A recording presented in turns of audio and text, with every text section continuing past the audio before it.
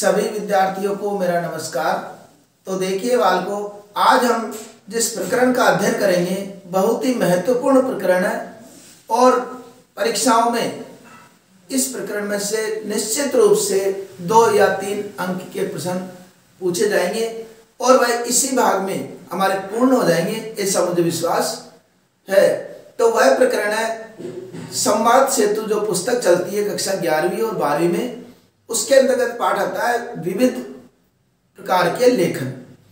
अब उस विविध प्रकार के लेखनों में हम जो अध्ययन करेंगे वो फीचर के बारे में जानकारी प्राप्त करेंगे।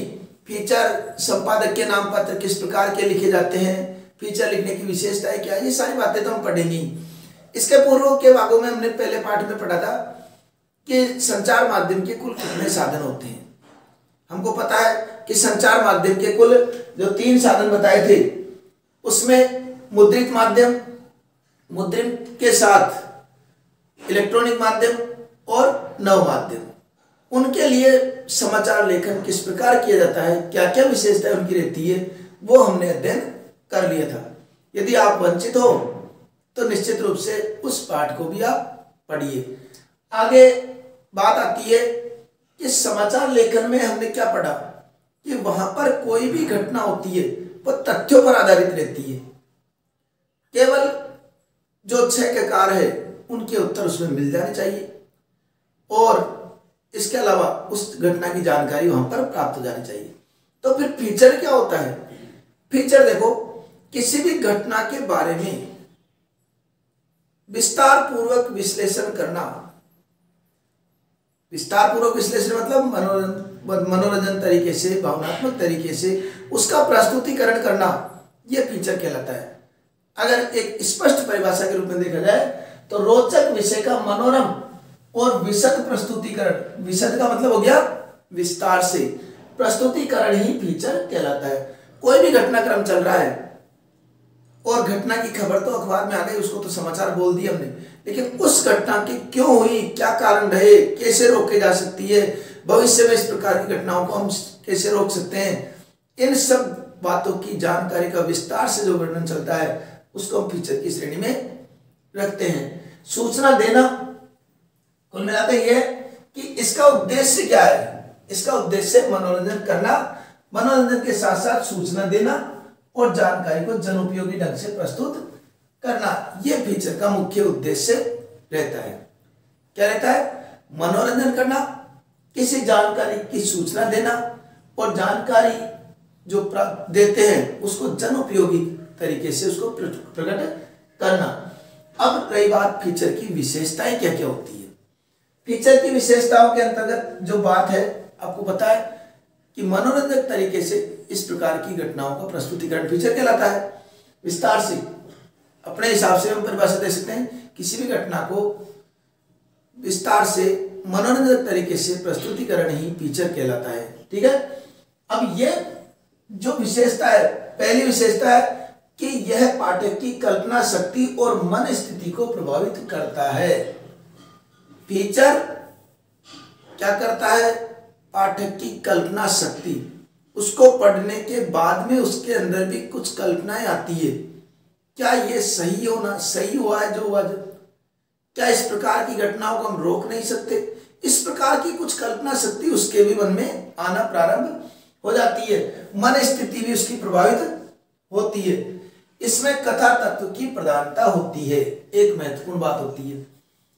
इसमें तथ्य आधारित तो रहती है, लेकिन उस तथ्य आधारित घटना को कथा के रूप में, स्टोरी के रूप में उसको लिखा जाता है, तो वो कथा आधारित ये होती है, कथा तत्व की प्रधानता होती है।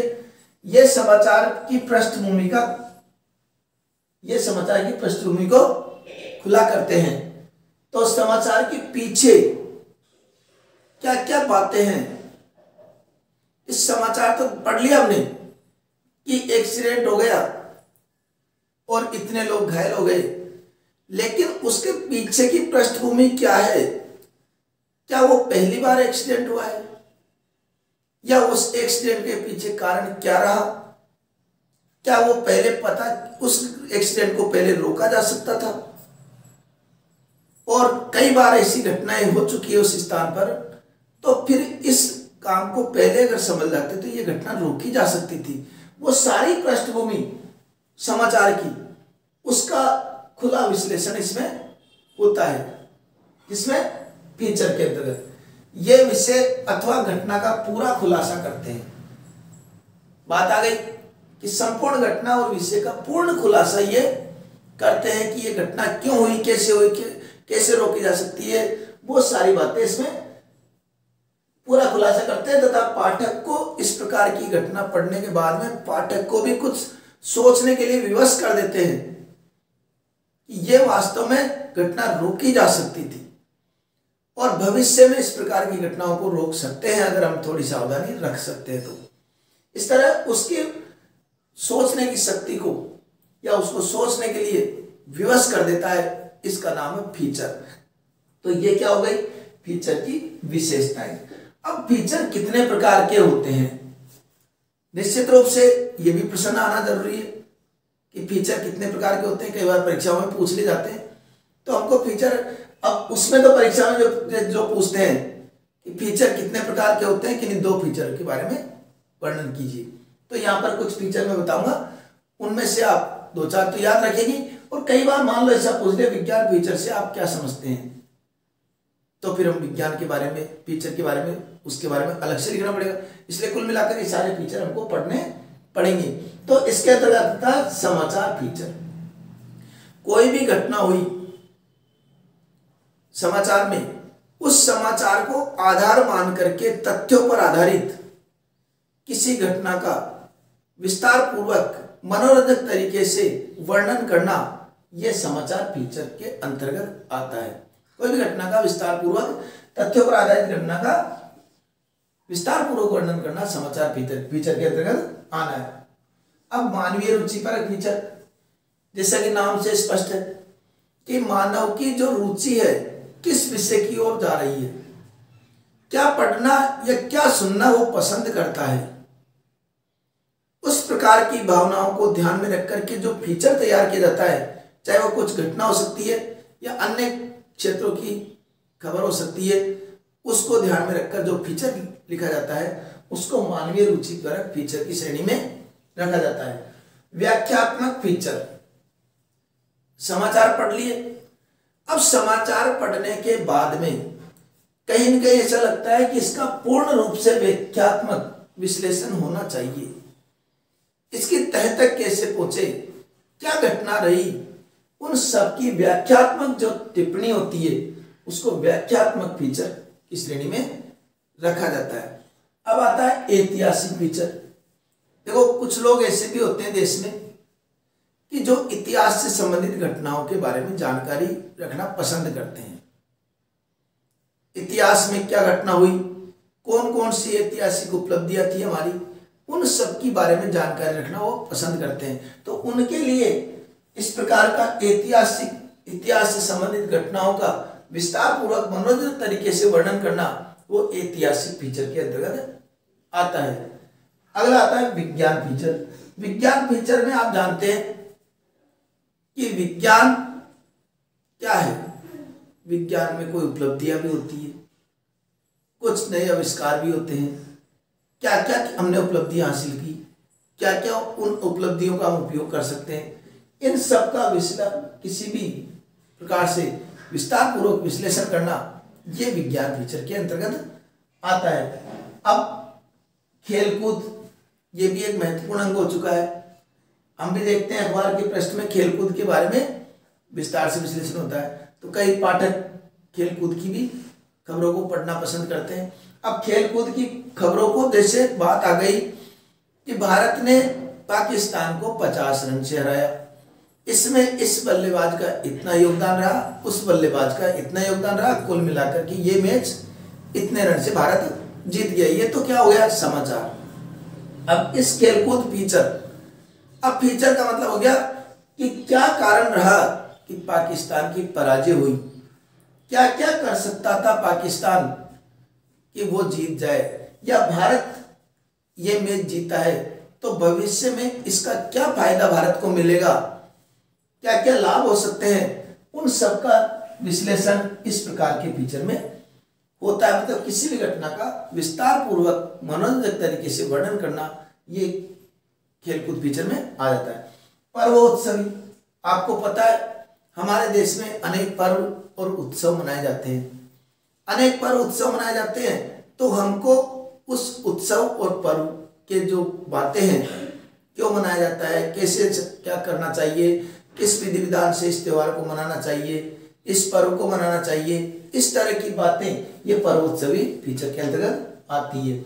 विशेष घटनाओं पर आधारित फीचर, अचानक कोई घटना हो गई, त्रासदी हो गई, भूकंप आ गया, बाढ़ आ गई, ये अचानक कोई घटना हो गई, तो उनका जो प्रस्तुतिकरण होता है विस्तार पूर्वक, उसको हम रखते हैं विशेष घटनाओं पर आधारित फीचर। व्यक्तिपरक, व्यक्तिपरक का मतलब आपने कई बार टीवी में भी देखा होगा, अखबार में भी आते हैं, कोई व्यक्ति विशेष रहता है, उस व्यक्ति विशेष के बारे में पूरी जानकारी देना, क्या क्या उसने उपलब्धि हासिल की, क्या क्या कार्य किए, वो इस प्रकार का एक कार्यक्रम होता है, उसको व्यक्तिपरक फीचर के अंतर्गत रखा जाता है।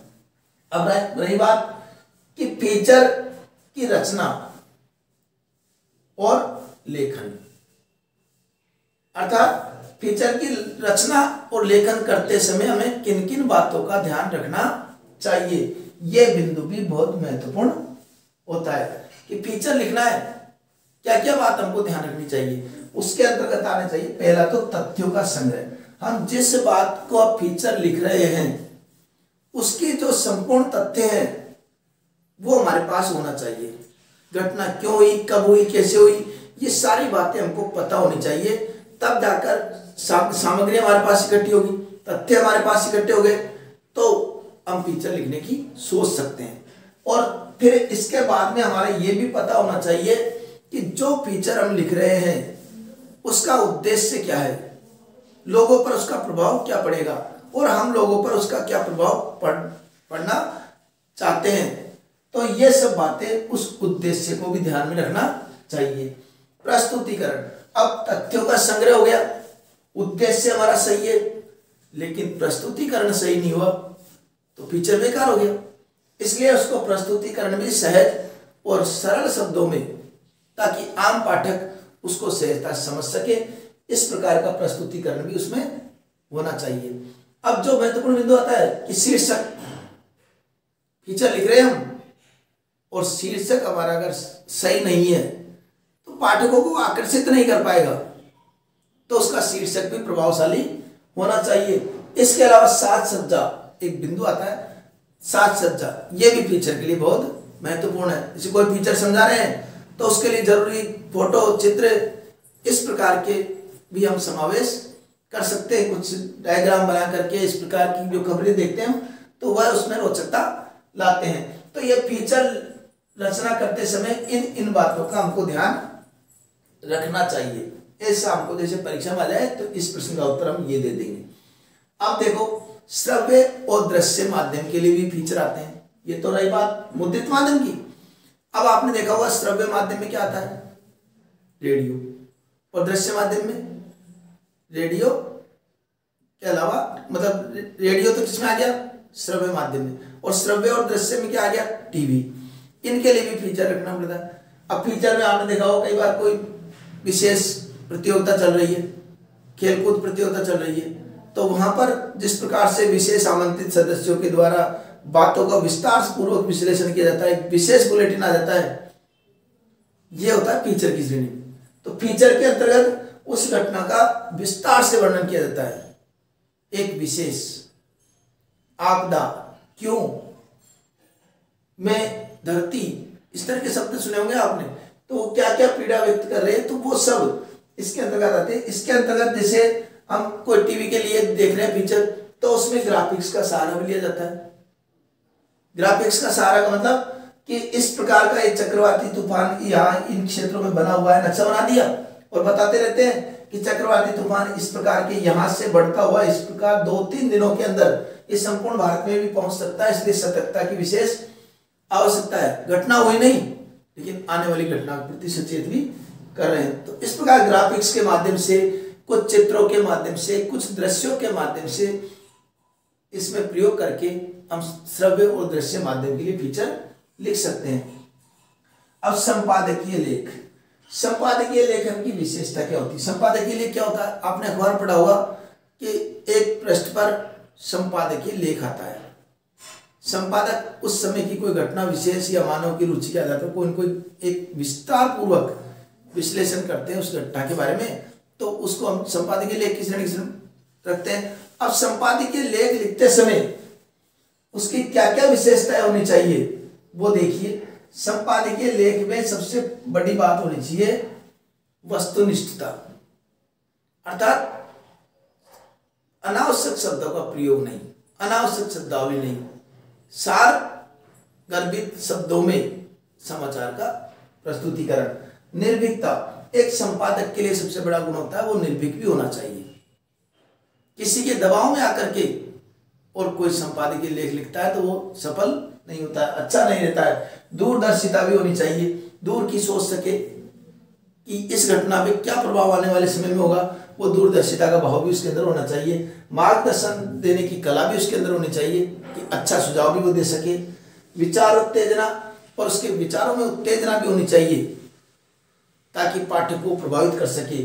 सुझावात्मक दृष्टिकोण भी उसका होना चाहिए। कोई गलत हुआ है उस गलत के बारे में वो आलोचनात्मक प्रस्तुतिकरण भी कर सके। तर्क शक्ति से, तार्किकता भी उसके अंदर होनी चाहिए।